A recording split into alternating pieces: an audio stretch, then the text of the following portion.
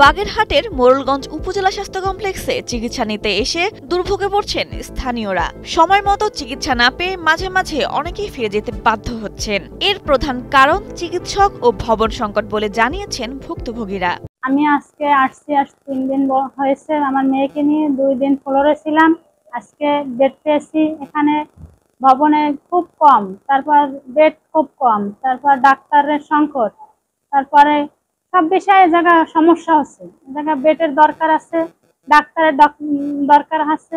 1962 সালে প্রতিষ্ঠিত মোড়লগঞ্জ উপজেলা স্বাস্থ্য কমপ্লেক্সটি 2022 সালে 31 শয্যা থেকে 50 শয্যায় উন্নীত করা হয়। তবে 31 শয্যার ভবনেই প্রশাসনিক বহির্বিভাগ, ইনডোর, পুরুষ, মহিলা ও শিশু ওয়ার্ড চালু ছিল বলে জানা যায়। আমার নানিকে নিয়ে হাসপাতালে নিয়ে আইছি, কিন্তু এখানে বেড সংখ্যা কম, তারপরে ডাক্তার সংখ্যা কম, ডাক্তার সেরকম দেখা পায় না।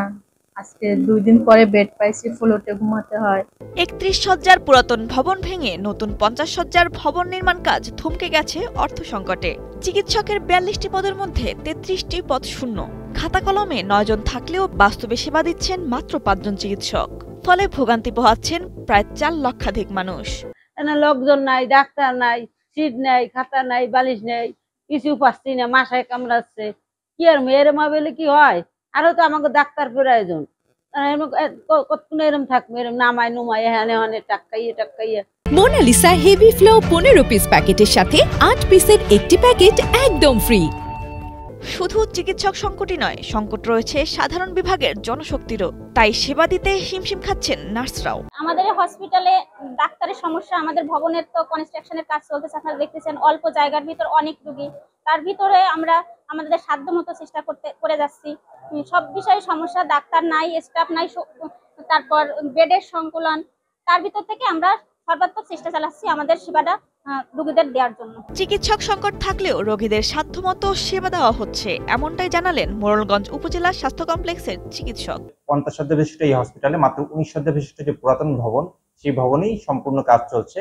এখানে প্রশাসনিক কাজ, আউটডোর বিভাগ, ইমার্জেন্সি বিভাগ এবং ইনডোরের 2টি ওয়ার্ড চলমান রয়েছে, যার ফলে রোগীদের যেমন আবাসন সংকট দেখা দিচ্ছে, তেমনিভাবে ডাক্তার, নার্স এবং অন্যান্য স্টাফ তারা সকলেই কিন্তু নানা সমস্যার মাঝে পড়ছে। এবং এই স্বল্প ছোট জায়গার পরিসরে আমাদের পরিষ্কার পরিচ্ছন্নতা ঠিক রাখাও কঠিন হচ্ছে। এত সব সীমাবদ্ধতার মাঝেও আমরা পর্যাপ্ত পরিমাণে ওষুধ বিতরণের মাধ্যমে ইনডোর এবং আউটডোর বিভাগ এবং এছাড়া ইমার্জেন্সি সেবা চালু রেখেছি। চিকিৎসক বা ভবন সংকট থাকলেও সেবা দেওয়ার ক্ষেত্রে কোনো অবহেলা করা হচ্ছে না। সাধ্যমতো চিকিৎসা ও মেডিসিন দেওয়া হচ্ছে, এমনটাই দাবি করছেন উপজেলা স্বাস্থ্য ও পরিবার পরিকল্পনা কর্মকর্তা।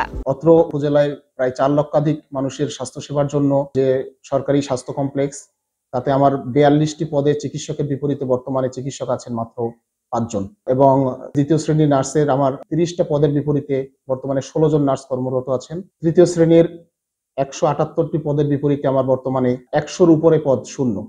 এই তীব্র লোকবল সংকট নিয়েও আমরা স্বাস্থ্যসেবায় মোড়লগঞ্জবাসীকে উপযুক্ত সেবা প্রদানের জন্য বদ্ধপরিকর। স্থানীয়দের দাবি নতুন ভবনের কাজ দ্রুত শেষ করা এবং আরও ডাক্তার নিয়োগ দিয়ে চিকিৎসা সেবা নিশ্চিত করতে হবে। জামাল হোসেন বাপ্পার পাঠানো তথ্য ও চিত্রে ডেস্ক রিপোর্ট, কালের কণ্ঠ।